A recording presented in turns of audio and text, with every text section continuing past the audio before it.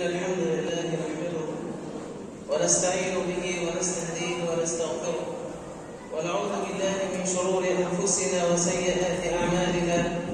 من يهده الله فلا مضل له ومن يضلل فلا هادي له، وأشهد أن لا إله إلا الله وحده لا شريك له، وأشهد أن محمدا عبد الله ورسوله.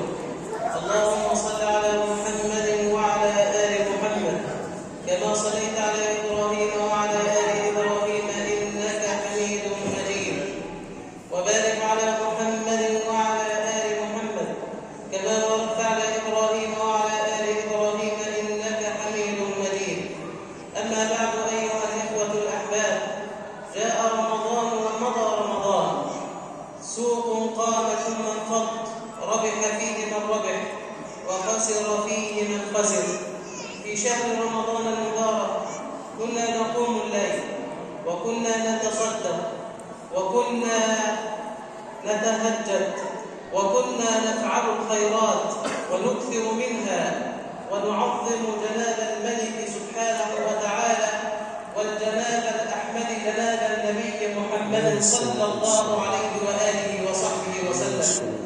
أما وإن رمضان قد مضى وانقضى، فهل سنرجع إلى سيرتنا الأولى التي كنا عليها نعيش كما يعيش الناس من غير أن نحاول كما حاولنا في رمضان أن نقيم أنفسنا مرة أخرى وأن نواصل ما بدأناه في شهر رمضان ليكون شهر رمضان مقدمة لباقي العام إلى أن يأتي في العام المقبل إن شاء الله عز وجل، إن قدر الله عز وجل لنا البقاء واللقاء.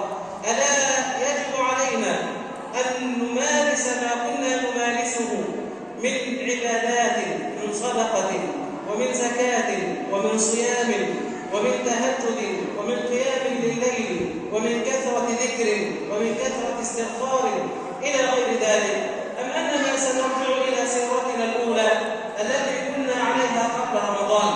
إنه لا ينبغي على العبد المسلم المؤمن الموحد أن ينتكس بعد رمضان. لماذا ننتكس بعد رمضان بعدما ذقنا حلاوة القرب من الله؟ لماذا ننتكس بعد رمضان بعدما ذقنا حلاوة الأنس بالله تبارك وتعالى؟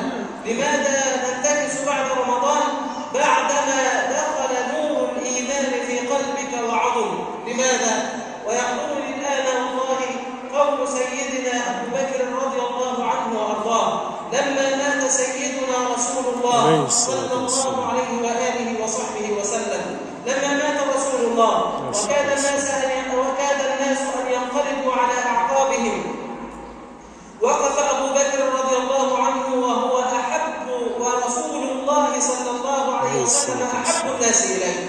وقف أبو بكر رضي الله عنه وقال: أيها الناس، من كان يعبد محمدا فإن محمدا قد مات، ومن كان يعبد الله فإن الله حي لا يموت. النبي صلى الله